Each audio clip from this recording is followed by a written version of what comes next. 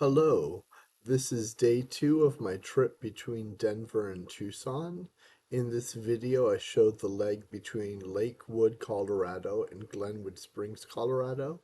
The trip is 171 miles, 3 hours of driving. I make stops in Breckenridge Ski Resort and Grizzly Creek. In Glenwood Springs, I stay at the Hotel Colorado, and I chose Glenwood Springs because of its natural hot springs. Enjoy.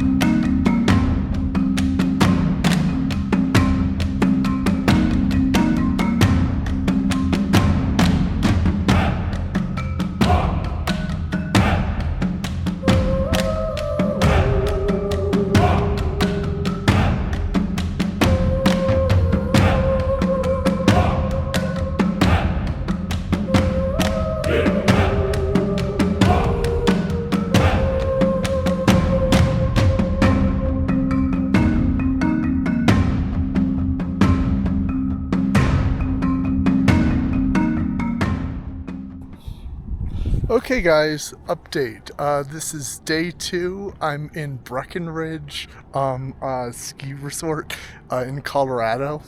I rode the gondolas to the top of the mountain, which is that right there. And now I got my poles. Yes, Mom, I also have hiking shoes. And I have a sweatshirt. But anyways, I parked my car down in a parking lot. That was 9,200 feet. And then I took the gondolas up to there. That's the top of where the gondolas is. That's 9,800 feet. And then they have some gondolas that go higher. Or you can just you can hike yourself. So that's what I'm doing. I have my poles, I'm trying to be safe, and I am going to hike to see how high we can get to. It looks like it goes there, and then it turns right, and then it probably goes all the way up to there. I'm guessing, I could be wrong, but I think that is, where is it?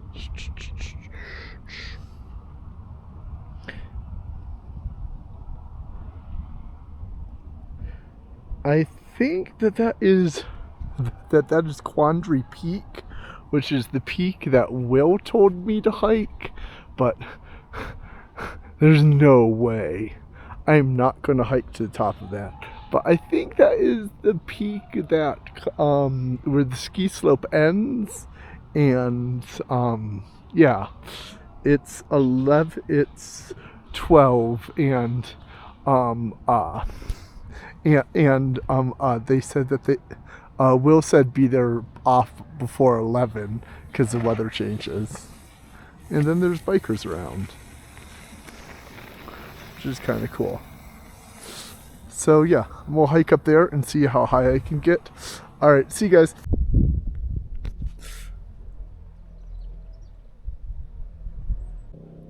Hello everyone.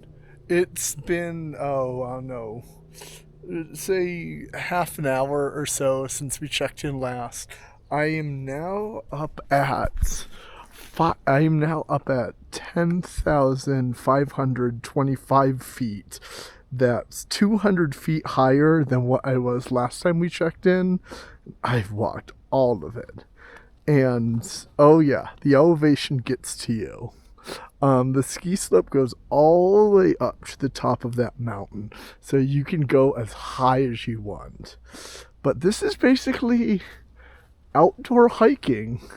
This is how hiking is in Colorado. It's just hiking up mountains.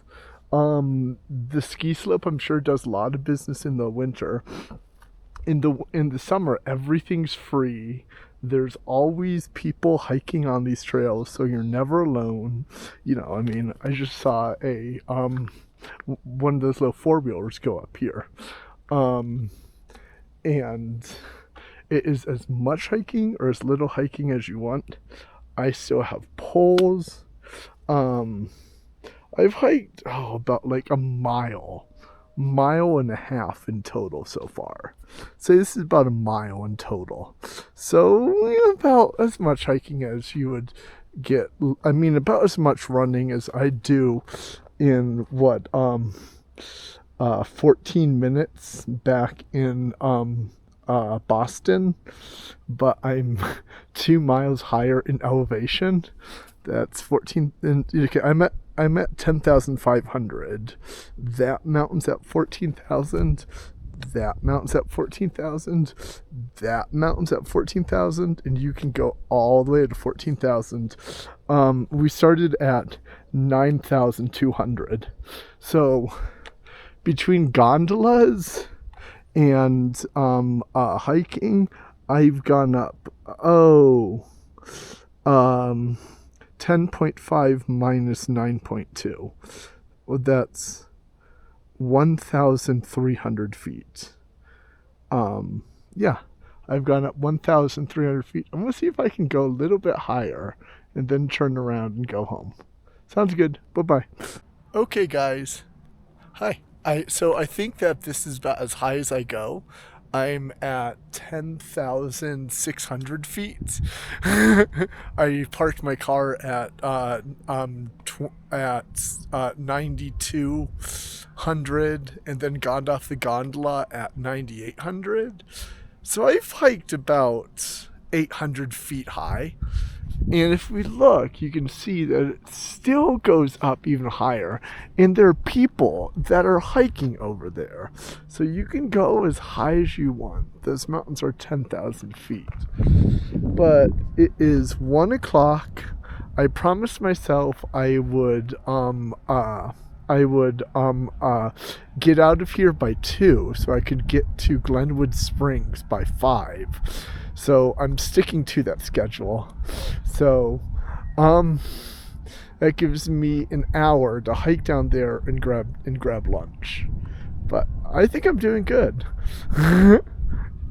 It's beautiful out here. I want to move out here now. Like, at least in the summer, not in the winter. Winter it snows, but in the summer it's beautiful. As for breathing, yeah, breathing is kind of hard.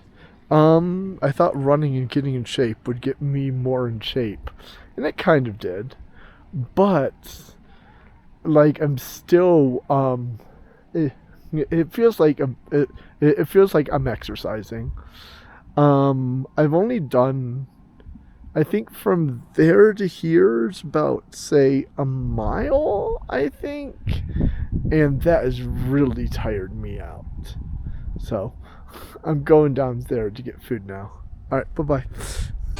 So, I just got off the mountain. I'm here on, back at the, touristy area at the mountain. I went up there. That is, I did 10,600. I'm now at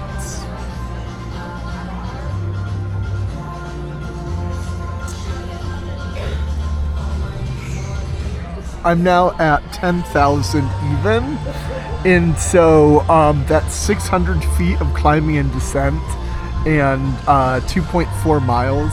Hardest 2.4 miles of my life because you're at elevation. And you can also see, if you zoom in, which I don't think you can do with this camera, it's snowing. It's raining or snowing up there. I got pictures and video with this camera, and so this camera I have better pictures. So they'll be coming, but you can definitely see the snow coming down, and I was definitely feeling rain walking down that trail. Yeah. So now I'm enjoying a $20 hamburger, and I'm gonna get out of here. So once I enjoy this $20 hamburger, it's then back to the car and 2-hour drive to Glenwood Springs. So I should get Glenwood Springs with everything 5 or 6. So I'll catch up with you guys then. Alright, see ya. It is 2:40. I am leaving Breckenridge to drive to Glenwood Springs now. It's beginning to rain, so this is going to be fun because I'm going to be driving through the Rocky Mountains for now the second time now, but in the rain. First time driving through Colorado in the rain, so this is going to be fun. But don't worry, I'll document it. And it's just like the weather looks like it is, so it should stop raining when we get to Glenwood Springs. But yeah, here's the awesome Breckenridge Ski Resort. Bye bye Breckenridge. See you next time.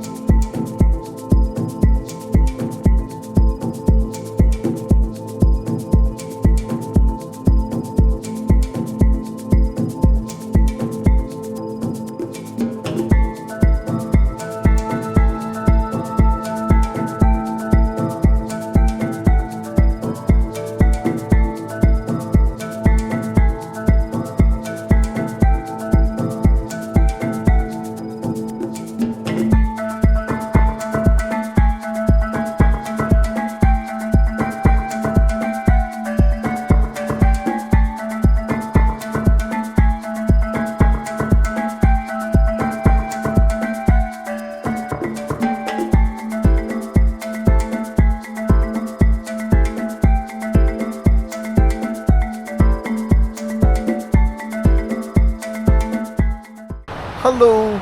So I'm about 5 miles from where I'm staying tonight, which is Glenwood Springs. And first of all, I went through Glenwood Canyon, which I already showed video of.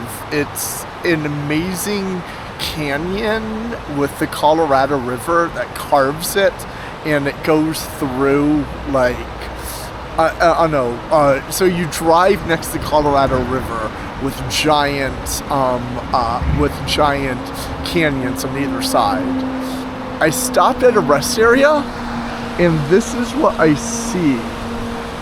We have the Colorado River right here. We have I-70, which is right there. For a lot of it, the east lane and the west lane were on top of each other, like a bridge. So east was underneath, and west was on top. And yeah, it goes by the Colorado River. And then if you look up, there's a giant carved mountain. And then if you look all around, giant carved mountain here, giant carved mountain there, Colorado River.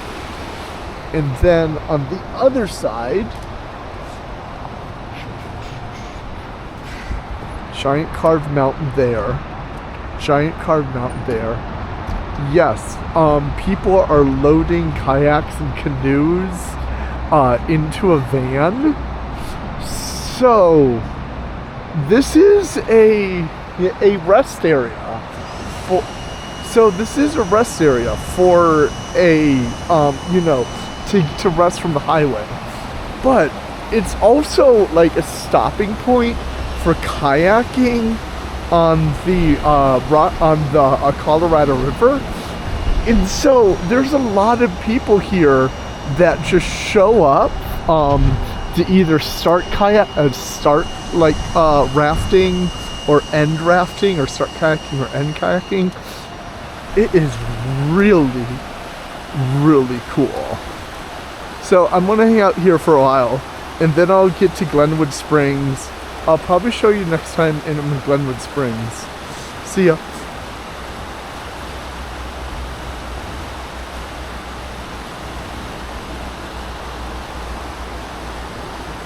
So I found this little path.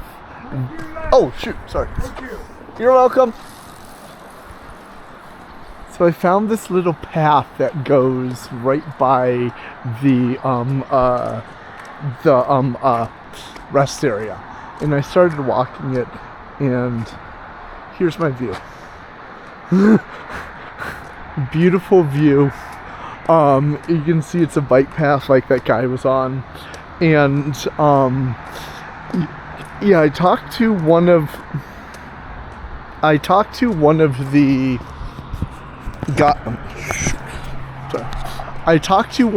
guys who was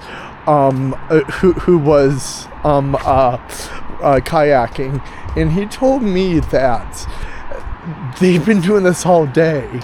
They drive up one exit east and then throw the raft into the Colorado, and then kayak down the Colorado, one exit, load it up into a truck, and then drive it all back. And so someone drives someone's kayaks. I don't know how they choose someone drives, someone rafts. I don't know how they choose, but like, yeah, there's a park and everything.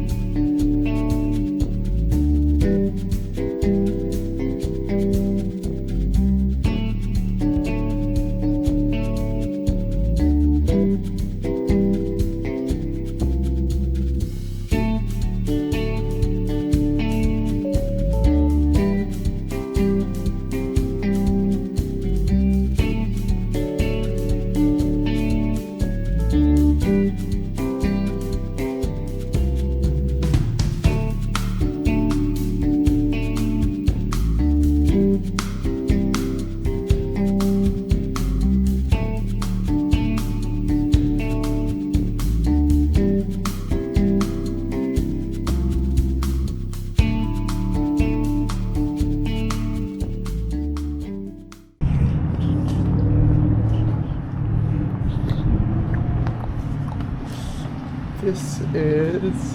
I'm going to head up to my room and show you there just because I had stuff to drop off. But where I came in, and then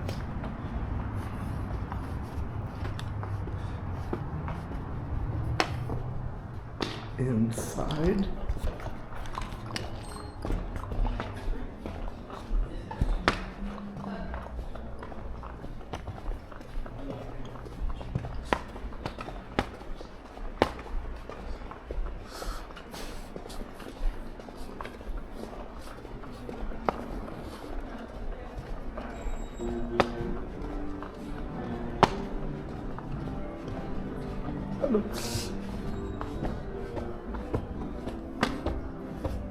the first of 3 staircases on the 3rd floor.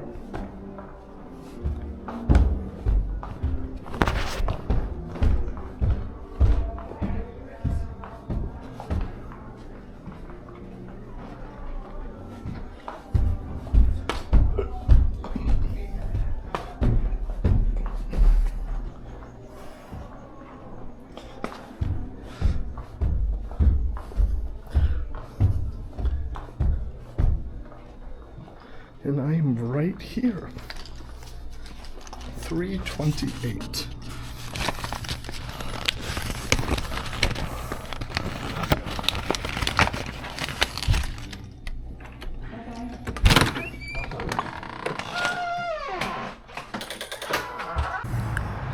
So this is the outside of the hotel that I'm staying at.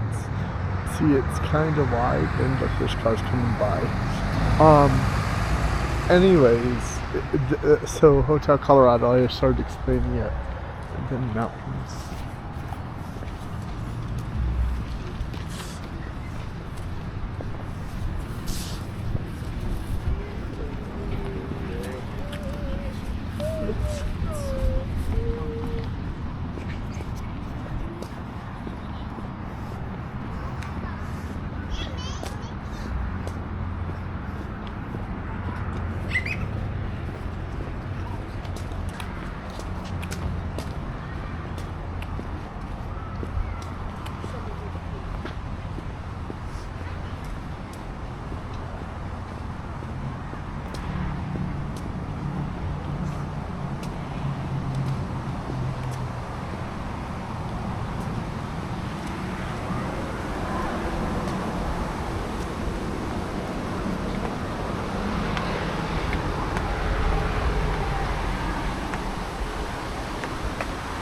Probably see better up there.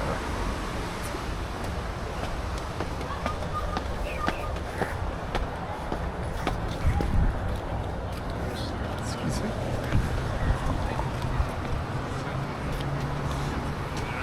History major across the direct in Alaska, but the oldest thing is like 1950.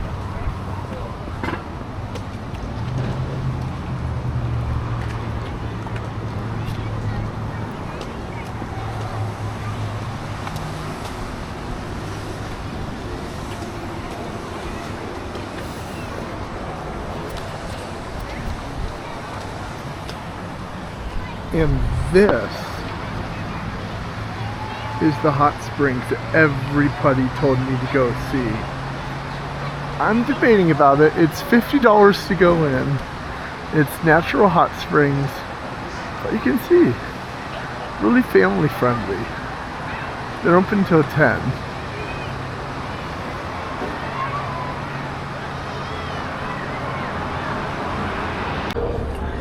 So we're just going to wander around Glenwood Springs.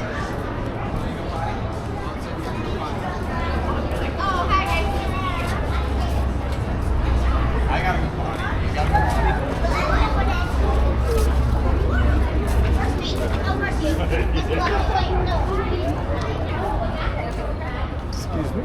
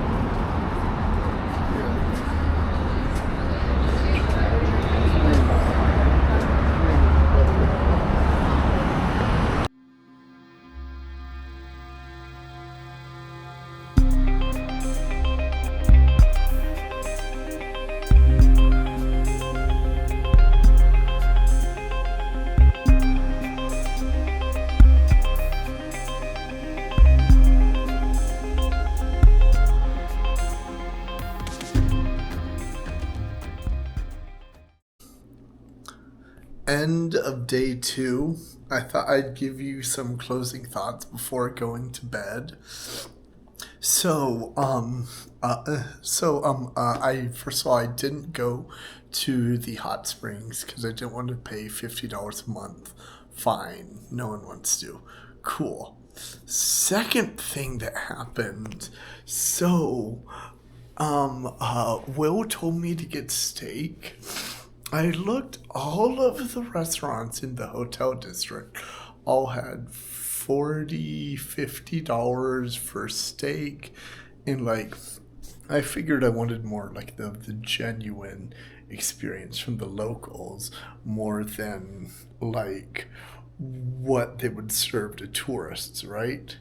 So I wandered up the street and I found this one middle of no, I mean, I don't know, this one like local bar, kind of like, what you'd see like in any other town, just like live bar music with a bunch of people up at the bar with they had NASCAR games going on. And I was like, you know what, these people would probably be much more fun to talk to than the tourists that are down there.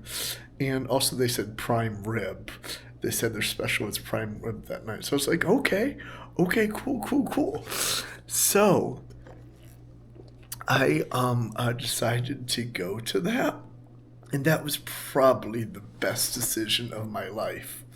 'Cause I go in there, I sit up at the bar, and first of all, the person to my left is a local, and he's telling me about that there is this amusement park that's on top of one of the mountains around here, and I actually saw it, like it lights up, and they have roller coasters and stuff that go up and down hills, and stuff. But there's caves there also, and it's like for locals, you have to take gondolas to go up there and down there. But it looks pretty cool, something tourists wouldn't know about. And the second thing is the person on my right I started talking to, it was an old retired couple that was from North Carolina that was driving to Las Vegas for a wedding.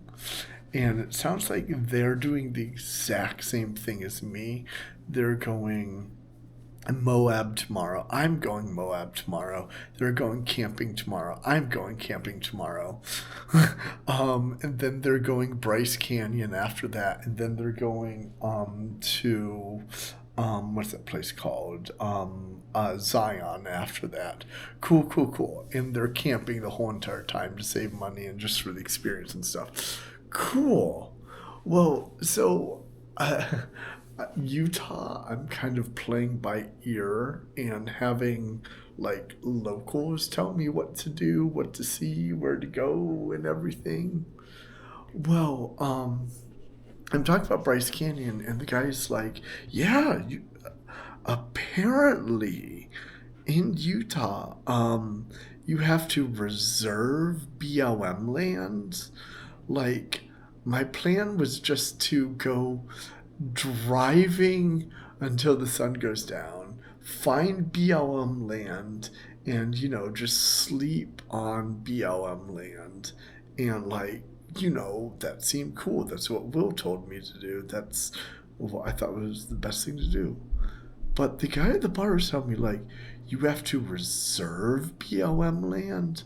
Like, I get it. It's summer. It's Zion. Everyone's crazy busy. And so he said you have to reserve. I'm like, oh my God, there's no way.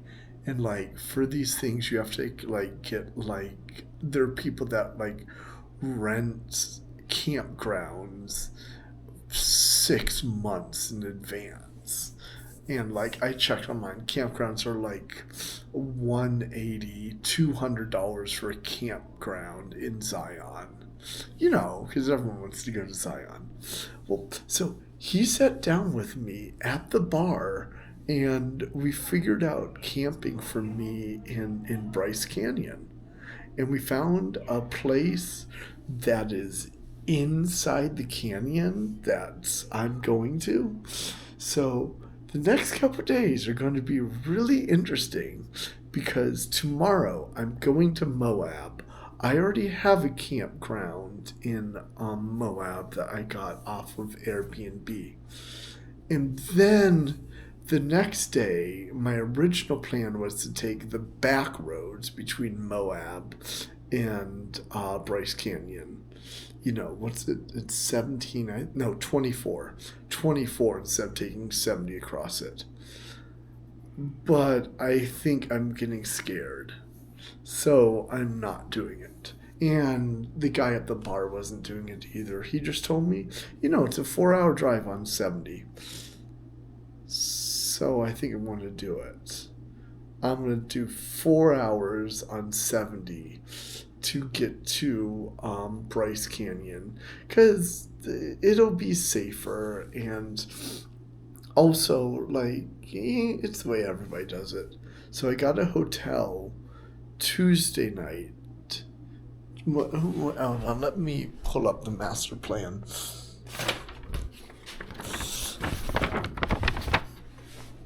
So tomorrow, today is Saturday.